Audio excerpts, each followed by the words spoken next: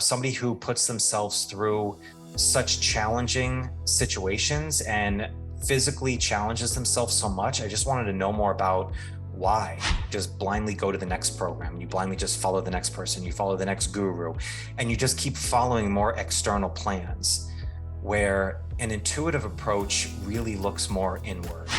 Welcome to the Strength Connection podcast, a show to share stories, insights, and experiences in strength, physically, mentally, and spiritually. I'm Michael Kurkowski, host of the Strength Connection, and I'm so grateful that you can join me today.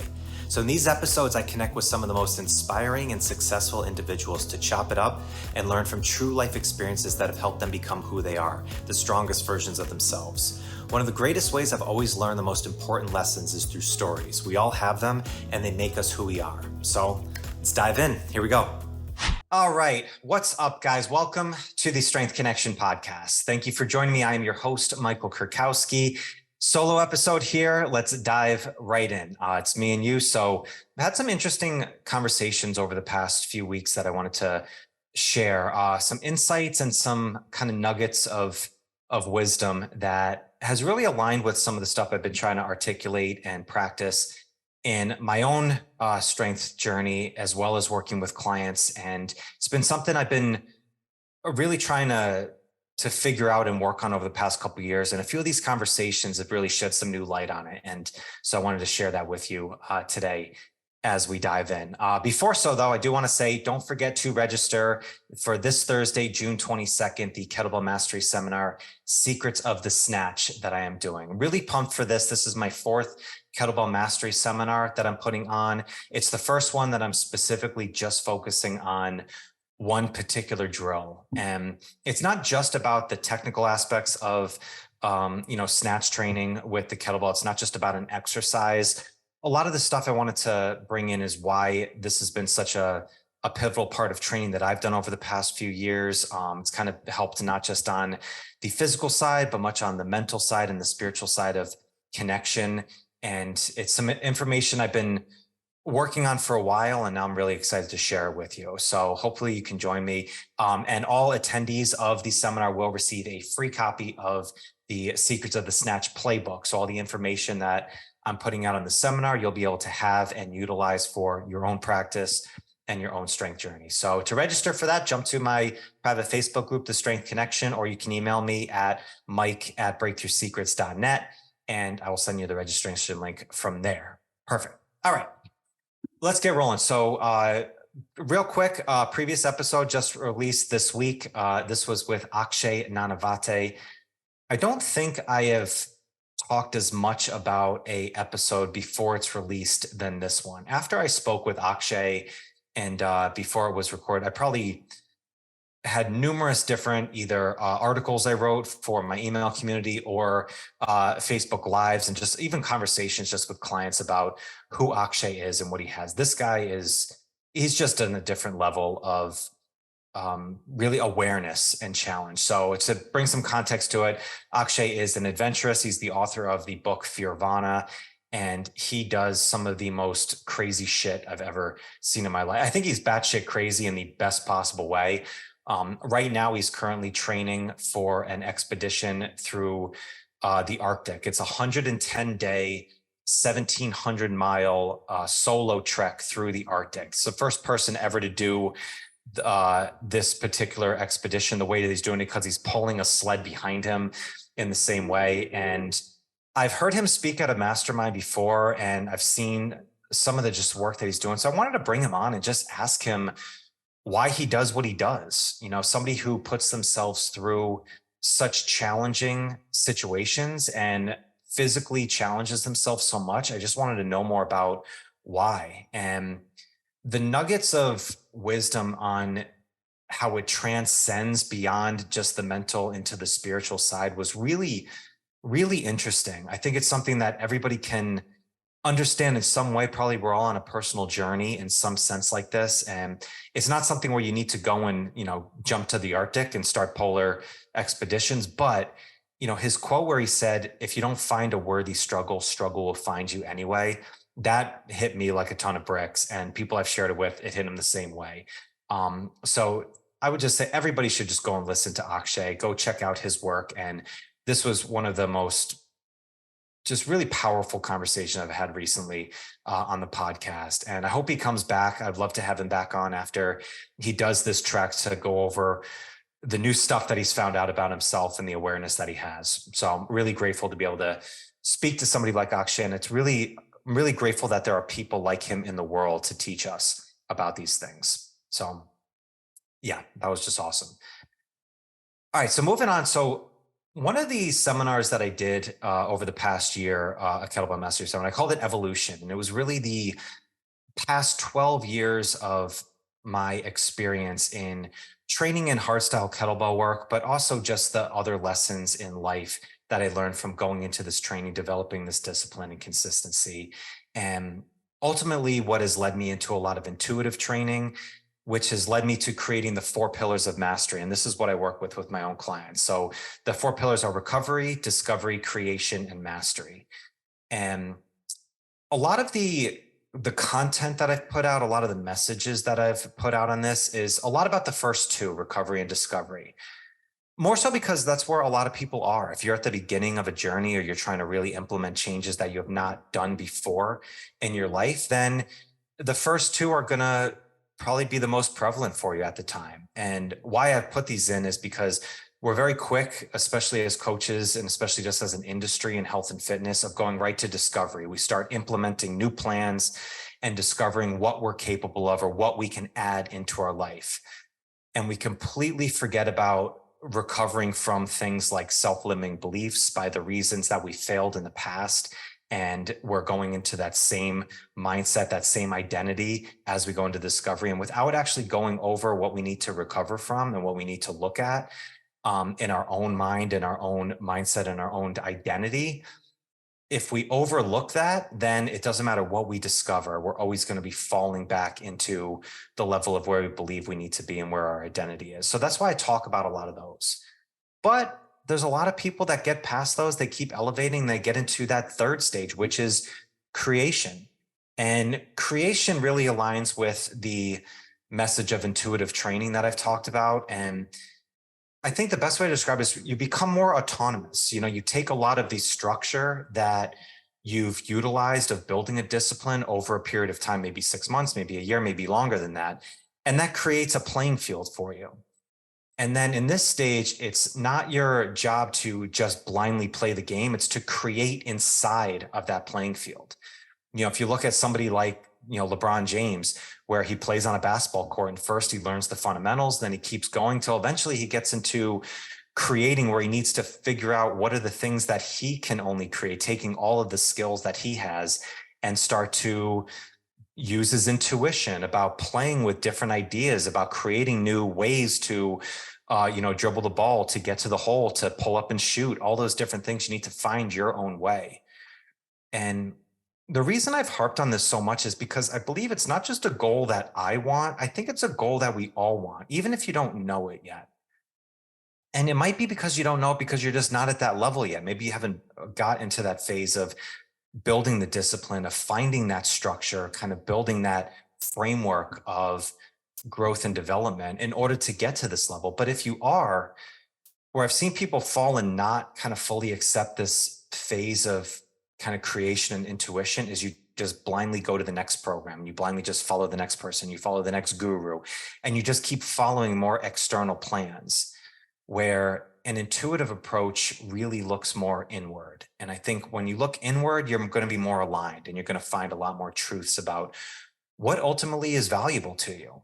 I think a lot of times we go into especially health and fitness journeys and we look at something external. You look at somebody you want to emulate, or you look at a plan, or you look at something on like the scale, for weight loss or whatever it is. It's something external that you're looking for validation or change in order to change who you are. But eventually you get to a point where you've achieved those things externally and you realize that those aren't giving you the full fulfillment. You need to look somewhere different. And that's where I think intuitive training really comes into play. And I think on the other side of that too is I don't think any of us ever want to need a coach or need a plan in order to succeed. We might want them. I have coaches myself and I absolutely love them to death. I would do anything for them, but I want them in my life. I don't need them. I could follow these things, but they bring so much value to my life that I want them in because it provides a different value. But it's a different type of relationship than when we first started in work, where I was following more of a structure, and then we elevated into a next level. And one of the ways that I was thinking about this a lot more going into this week was talking with a gentleman named Peter Nieman, or on Icebox Kettlebell on Instagram. I had Peter come on the podcast. It was really interesting, very dynamic, very smart young coach. He's been doing it for over a decade, but he's still a young guy. And I've seen the work that he does. I've seen the content put out, and aesthetically, his movements are so graceful. He really adopts a hybrid model of mobility and strength using principles of FRC as well as Strongfirst and putting them together. So I was curious about how he does this and how he's developed his system and his training program. And when we got to the part of the conversation of how he trains, he adopts much more of an intuitive approach. And he dropped a quote where he said, "Training is the opportunity to have a conversation with my body." And that just put me back in my seat. I loved it. It reminded me immediately of when I talked with Frankie Faires from the Biofeedback Solution, when he said, you should go to your session with a question to your body, not an answer. And it was such a great alignment of talking about that, and how beautiful of a message of, yeah, go in every day and have a conversation with your body. So you're not just telling it what to do. You're not just saying, this is heavy day, this is bench press day, or this is leg day, or whatever it is. It's okay, what do we need to do today? Actually kind of looking inward into your body. How do you feel? How do your joints feel? How do your muscles feel? How is your recovery? How is your body just overall feeling? Just chatting with it for a minute. And that eventually is going to build up the awareness, so you know what your body needs and what it's craving and what it wants, rather than just telling it what to do. And I think this just goes so much farther than just following a plan.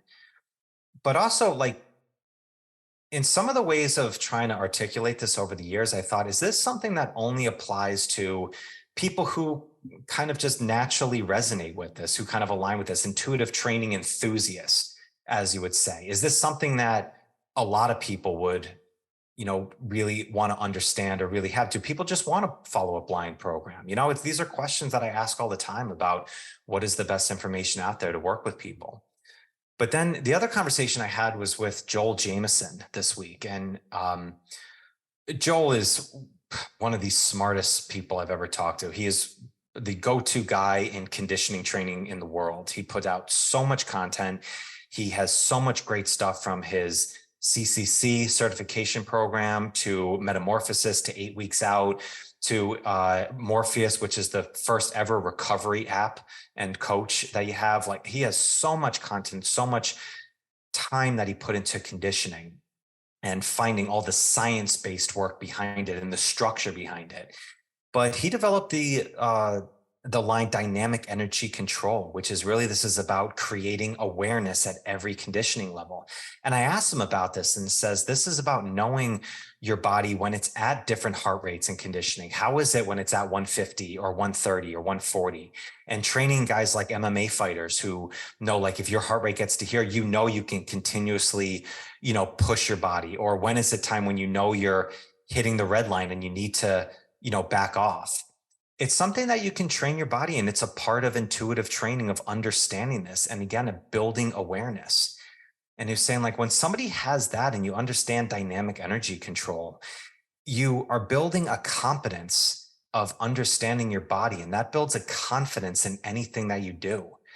And that's why I thought, it's wow, who doesn't want to have more confidence in their health and in their fitness and in their strength and in their conditioning and whatever else it is? You want to build more confidence. And the way to do this is to build more competence. And you can do it from both the science-based work, like what Joel does with all his work with conditioning. And then the other side, you can do it just like Peter says, of having the conversation every day with your body and understanding what your body's asking you to do. So it just brought me so back to the 4 pillars that I've developed and I work with. And I'm always looking to find new ways to speak about it, new stories to kind of figure out how to articulate it in a better way, because I truly believe that if you are in that phase, if you have, developed the discipline, if you have gone through the consistency, so you're doing a lot of the right things, but you just don't know how to get to that next level, I believe this is the answer. And it's something that I really love talking about. I'm continuously going to explore it personally, myself in my own training, as well as the work that I do with clients, as well as the people that I talk to on the podcast.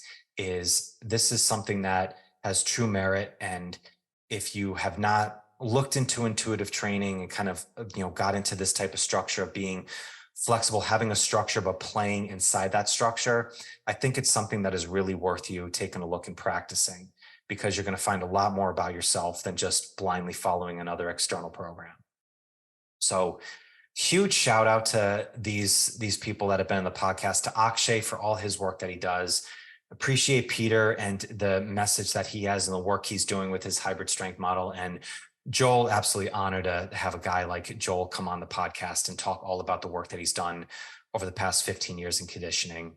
And it's really cool. I just got so fired up with these conversations to deliver them to you. These ones with Peter and Joel will be out over the next few weeks. So hopefully, if you haven't subscribed yet, go subscribe. You can listen to those as soon as they're out. And yeah, it's great information. So I'll leave it at that for you guys. Thank you so much. Really appreciate you guys listening. Seriously, so much love to you, and really appreciate all the support that you give the podcast and listening. And if there's any more that I can do for you, please, I'm only an email away. Give me a quick shout out and let me know how I continuously can help you even more in this journey. So much love to you. Talk to you later. Peace. Thank you so much for joining me today. I hope you found some great value here. And if you like this episode, please drop a comment and leave us a 5-star rating and review. It does more to build the show than you can imagine.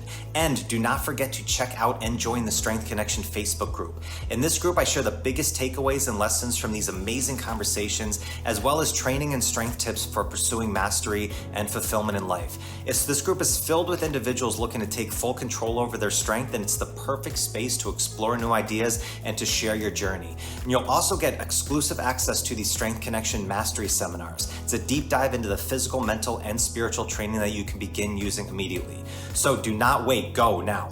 Seriously, go. All right, much love to you. Thank you so much, and I'll catch you on the next one.